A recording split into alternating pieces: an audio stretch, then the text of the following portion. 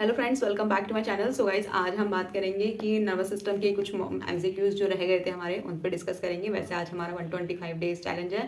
Target नॉर्सेट 8 को हम target कर रहे हैं। तो फिर लेट्स स्टार्ट द वीडियो, और वीडियो का अंत तक देखना, लाइक शेयर सब्सक्राइब करना मत भूलना। तो स्टार्ट करते हैं अपनी वीडियो को। क्वेश्चन फर्स्ट है, an adult the male client has undergone the spinal surgery. अगर उसको एक स्पाइनल सर्जरी होती है, which of the following intervention is appropriate for the client. कौन सी इंटरवेंशन जो होगी वो अप्रोप्रिएट होगी। हम क्या करेंगे, सबसे पहले जब भी अगर स्पाइनल सर्जरी हुई है पेशेंट को, तो असेस करेंगे clients feet for the sensation and circulation. Encourage the client to drink the plenty of the fluid. Log roll the client to prone position or the observe the client's bowel movement and the voiding pattern. ठीक है, हम इन चारों में से सबसे पहले हम patient का जो है, हम क्या करेंगे, क्लाइंट्स के feet for the sensation and the circulation. Clients की फीट की सेंसेशन और सर्कुलेशन चेक करेंगे, जिससे हमें ये पता चलेगा कि स्पाइनल कॉर्ड कोई डैमेज तो नहीं होगी। ऐसे इंडिकेशन ये होता है कि स्पाइनल कॉर्ड कोई डैमेज तो नहीं होगी। उसको असेस करने के लिए हम ये चेक करेंगे, सबसे पहले क्लाइंट्स के फीट चेक करेंगे for the sensation and the circulation वाले चेक करेंगे, उसमें सर्कुलेशन और सेंसेशन हो रही है नहीं हो रही। इससे हम ये डायग्नोस करेंगे, असेस कर पाएंगे कि स्पाइनल कॉर्ड में कोई प्रॉब्लम तो नहीं है, स्पाइनल कॉर्ड डैमेज तो नहीं हो गई। Spinal cord surgery, after the spinal cord surgeries में हम हमेशा हम पेशेंट्स के हमेशा फीट की सेंसेशन और सर्कुलेशन चेक करते हैं। तो ऑप्शन इसका आंसर जो होगा, फर्स्ट आंसर होगा।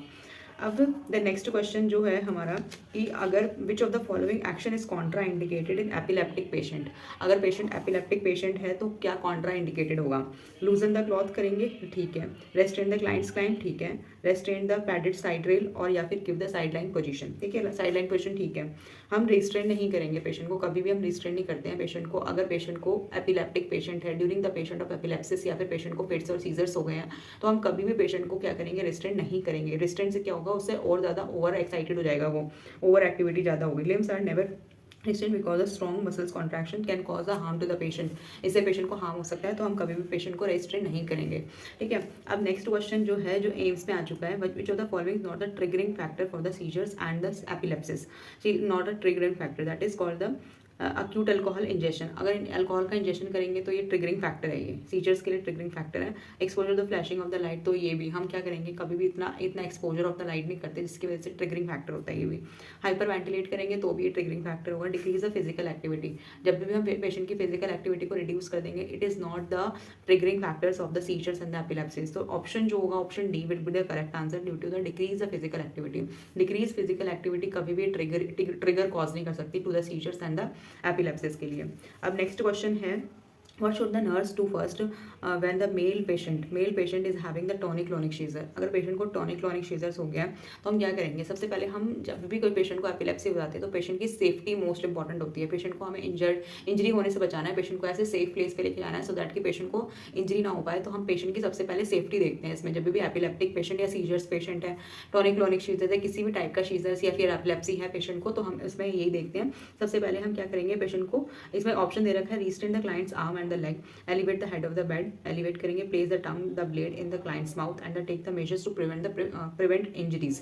यही सबसे बेस्ट ऑप्शन है, that is take the measures to prevent the injuries, ठीक है। ये वाला मेजर सबसे बेस्ट ऑप्शन है, जहाँ पेशेंट को हमेशा सेफ्टी प्रोवाइड करेंगे during the if the patient has the seizures और द एपिलेप्सिस अगर है condition, that will be the best answer will be the to measures to prevent the injury, take the measures. अब question है, which of the following, next question है, which of the following diagnostic investigation is useful to detect the seizures. अब seizures को detect करने के लिए कौन सी measurable investigation होगी, डायग्नोस्टिक इन्वेस्टिगेशन है। ऑप्शन है, सीटी स्कैन, ईईजी करवाएंगे, इलेक्ट्रोएंसेफेलोग्राफी, या फिर हम एमआरआई स्कैन कराएंगे, एक्सरे करवाएंगे। देखो, सीटी स्कैन और MRI it is a further process होगा। सबसे पहले हम ईईजी करवाएंगे। EEG would be the best answer to test the detect the electrical activity of the brain damage, जहाँ से ब्रेन थ्रू द इलेक्ट्रोड जाएगा, जिसकी वजह से हमें पता चलेगा कि एपिलेप्सी हुई है नहीं है पेशेंट को। Abnormalities of the EEG readings can cause or can diagnose the findings of the epilepsy, ठीक है। ये क्वेश्चन बहुत अच्छा है। अब नेक्स्ट क्वेश्चन की बात करते हैं। अगर पेशेंट है, एक मिस्टर संतोष है, 18 years old student is admitted to the ward with the diagnosis of the epilepsy and he tells the nurse the nerve that he is experience, तो जनरलाइज टिंगलिंग सेंसेशन हो रहा है उसको, एंड स्मेल ऑफ रोज की smell आ रही है। These complaints indicate, अब जब भी उसको, जब भी कभी पेशेंट को कैसे स्मेल आती है या फिर कोई और ऐसे कंडीशन आ जाती है या फिर पेशेंट को इनिशियल साइन एंड सिम्टम्स जो होते हैं टिंगलिंग सेंसेशन अगर होती है पेशेंट को, तो that will be the condition of aura condition होती है, ये हमें पता होना चाहिए, मैं बता रही हूँ। And the option would be these complaints indicate, option would acute neuritis condition है, एक्यूट सेरेब्रोवास्कुलर एक्सीडेंट, या फिर एन ओरा कंडीशन है, एन अल्फैक्टरी हेलुसिनेशन है। इसमें कंडीशन ये है, it is an aura condition है, ये ओरा है, this is known as aura condition है, ठीक है। अब द नेक्स्ट कंडीशन ऑप्शन, इसका ऑप्शन जो होगा ओरा होगा, है ना। अब नेक्स्ट ऑप्शन है, नेक्स्ट क्वेश्चन है, important nursing interventions for the patient having the tonic clonic seizures. जब भी टॉनिक क्लॉनिक सीजर्स होता है, सबसे पहले अगर ऑप्शन में हमें ही देखना है, ऑप्शन सबसे पहले देखना है कि पेशेंट को प्रिवेंट करना है फ्रॉम द इंजरी और द सेफ्टी मेजर्स लेने हैं सबसे पहले, सीजर्स हो या एपिलेप्सी। अगर वाले कंडीशन नहीं है तो फिर हम ABC वाले सर्कुलेशन में देंगे, airway patent, airway breathing and circulation वाले पेटेंट एयरवे को मेंटेन करेंगे, ठीक है।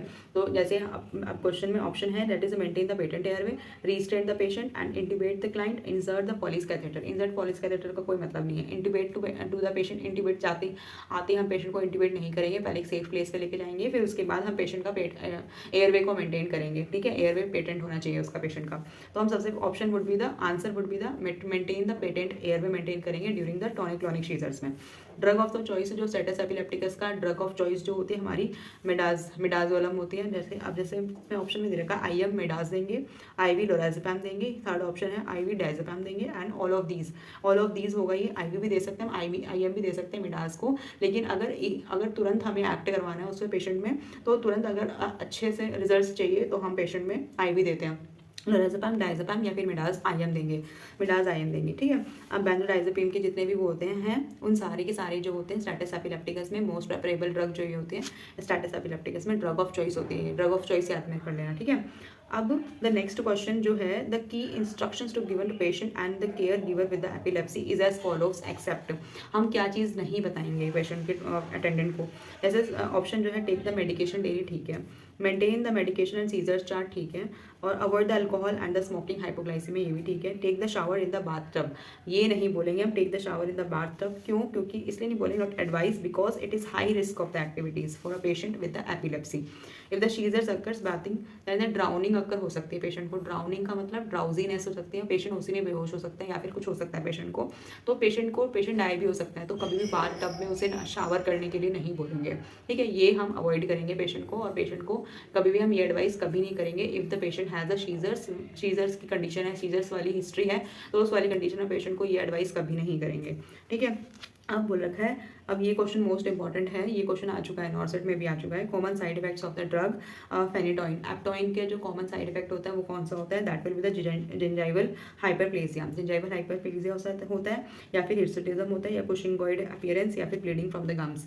इसका जो आंसर जो होगा, best answer, that will be the common side effect gingival hyperplasia condition देखने को मिलती है if the patient is on the phenytoin condition, phenytoin tablet या फिर फेनिटोइन के मेडिकेशन अगर ले रहा है, तो उसके साइड इफेक्ट से देखने को मिलते हैं जिंजाइवल हाइपरप्लेजिया होने के चांसेस हो सकते हैं।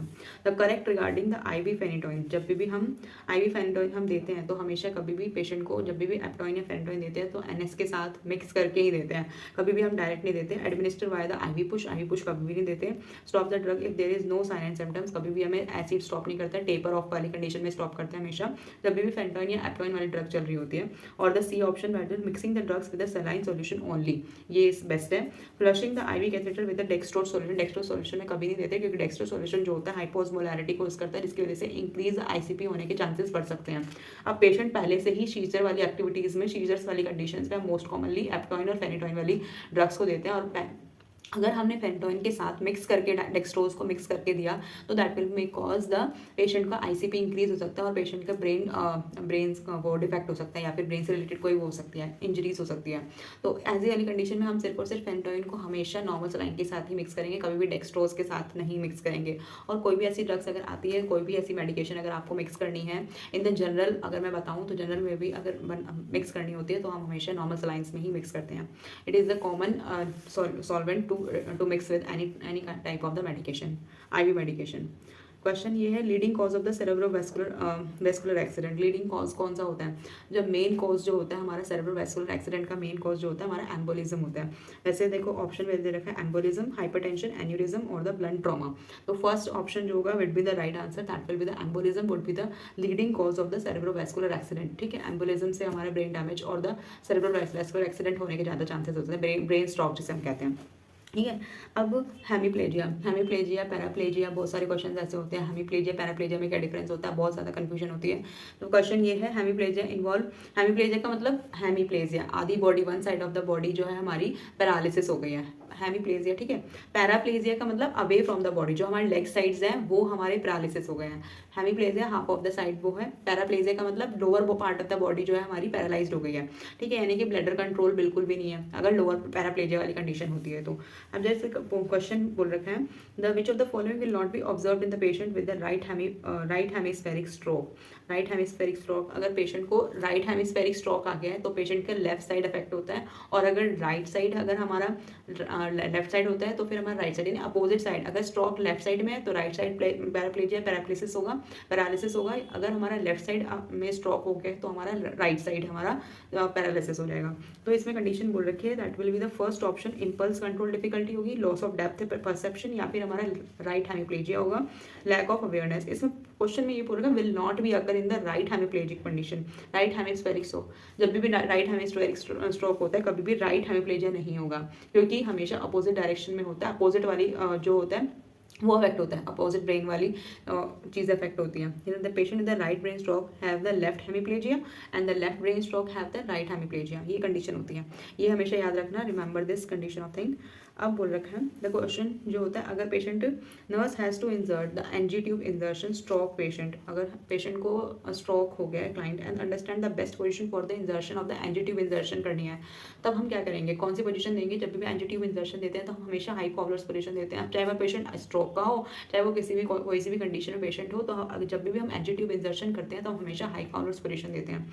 तो ऑप्शन जो होते हैं हमारा लो फॉरवर्ड पोजीशन हो सकता है, या फिर सिम्स पोजीशन हो सकता है, ट्रेंडल पोजीशन, या फिर हाई फॉरवर्ड पोजीशन। तो the option would be, the right answer would B high powers position में हम पेशेंट को क्या देंगे, हाई पावर्स पोजीशन में हम देंगे पेशेंट को एनजी ट्यूब इंसर्शन करेंगे पेशेंट का। ठीक है, अब द नेक्स्ट क्वेश्चन जो होता है, paralysis of both the upper and the lower extremities. अगर both the upper and lower extremities में होगा तो ऑप्शन जो होता है हेमिप्लेजिया। हेमिप्लेजिया का मतलब one side of the body जो है पैरालिसिस हो गई है। Paraplegia lower part of the body जो हो गई है पैरालिसिस हो गई है। मोनोप्लेजिया यानी single side of the body जो हो गई है, monoplegia single side of the body जो होती है वो पैरालिसिस हो गई है। मोनोप्लेजिया से कुछ होता नहीं है। क्वाड्रिप्लेजिया का मतलब जैसे upper and the lower extremities both the extremities get paralysed हो गई है। तो अब उन्होंने क्वेश्चन पूछा है upper and both upper and the lower extremities get paralysis, that term it is known as a quadriplegia. ठीक है, अब द नेक्स्ट क्वेश्चन अगर हम करेंगे, दैट विल बी द एक क्वेश्चन है, बोल रखा है the 35 years old male patient is brought into the emergency room with a head injury following the road traffic accident। अगर पेशेंट का रोड ट्रैफिक एक्सीडेंट हो गया है, पेशेंट इज कंफ्यूज्ड है, drowsy and has a unequal प्यूपिल है। ठीक है, which of the following nursing diagnosis is given priority in this condition. अगर पेशेंट की तीन कंडीशन है, पेशेंट इज कंफ्यूज्ड है, ड्वार्जी है और ड्राउजी है, और उसके साथ साथ अनइक्वल प्यूपिल है, तीन कंडीशन है दे रखी है। तो इसमें आपको समझ में क्या है, priority of the nursing diagnosis क्या होगा?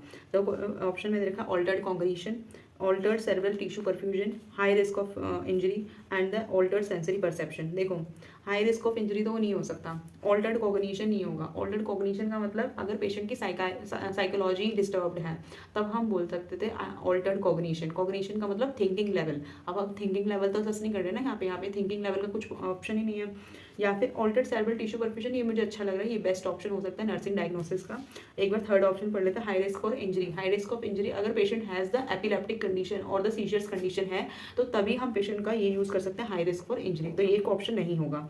ऑल्टर्ड सेंसरी परसेप्शन हो सकता है इसका option, but it would never be do the sensory perception का मतलब सेंसरी परसेप्शन यानी कि हमने उसको कुछ स्टिमुलस दिया एक्सटर्नल स्टिमुलस दिया और वो परसीव नहीं कर पा रहा है, तो this will for the altered sensory perception. इसका बेस्ट ऑप्शन जो होगा ऑल्टर्ड सेरेब्रल टिश्यू परफ्यूजन, इस would be the right answer of this question. अब द नेक्स्ट क्वेश्चन जो होता है, अगर एक क्वेश्चन है, all of the following are the symptoms of head injury except, head injury है लेकिन एक्सेप्ट क्या नहीं होगा हेड इंजरी के टाइम पे, स्लीपीनेस होगा, ठीक है, वॉमिटिंग और हेडेक हो सकता है, लेकिन सी ऑप्शन नहीं होगा, स्वेटिंग कभी भी नहीं होगी पेशेंट को जब भी पेशेंट को हेड इंजरी होती है। तो अब बोल रहे स्पाइनल कॉर्ड इंजरीज के कुछ क्वेश्चंस कर लेते हैं। जैसे is called the speech centre, speech centre is a Broca's area होता है, स्पीच सेंटर जो होता है हमारा ब्रोकाज एरिया में आता है speech centre. Speech centre Broca is है pre motor area, post central area या फिर फ्रंटल एरिया, स्पीच सेंटर जो होता है हमारा ब्रोकाज एरिया में आता है। अब बोल रखा है नेक्स्ट क्वेश्चन जो होता है, a client with spinal cord injury है और पैराप्लेजिया कंडीशन है। पैराप्लेजिया कंडीशन मैंने बताई थी, paraplegia condition lower part of the extremities या lower part of the body get paralysed हो चुके हैं, ठीक है। The nurse is assess that for which of the major problem the client may experience early in the recovery period.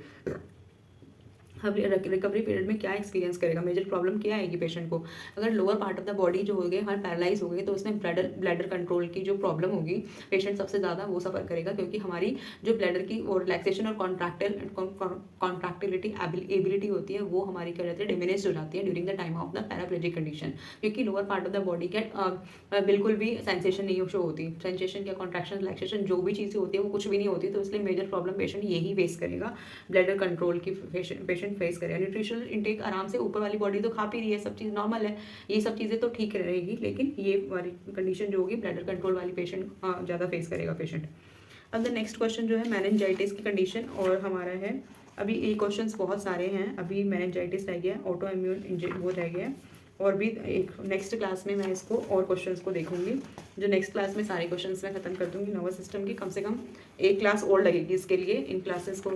तो फिर ये जो मैंने क्वेश्चंस बताए आप भी अपने क्वेश्चंस करते रहना साथ साथ, जैसे जैसे मैं बता रही हूँ क्वेश्चंस, इनके साथ साथ अपने क्वेश्चंस भी साथ साथ करते रहना, जो भी आप टॉपिक्स यूज़ कर रहे हैं, जो भी आप टॉपिक्स पढ़ रहे हैं उसके डेली आप क्वेश्चंस को सॉल्व करना है।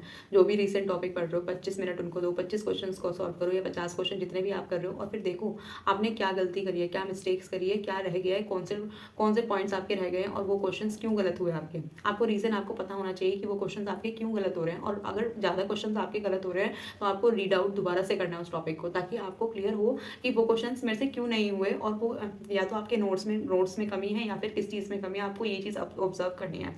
आपको अपनी जितनी भी मिस्टेक्स हैं उसे अभी सीख लोगे ना तो बाद में प्रॉब्लम नहीं होगी, नॉर्थ सेट के टाइम में प्रॉब्लम नहीं होगी। इसलिए मैं यही कहूँगी कि कंटिन्यूटी मेंटेन करके रखना, कंसिस्टेंसी मेंटेन करके रखना, और मैं डेली अपलोड करूँगी वीडियो को, डेली अपने आपको वीडियो देखनी है और डेली अपने मोटिवेट होना है कि आपको निकालना है नॉर्थ सेट, ठीक है। Thank you for listening me.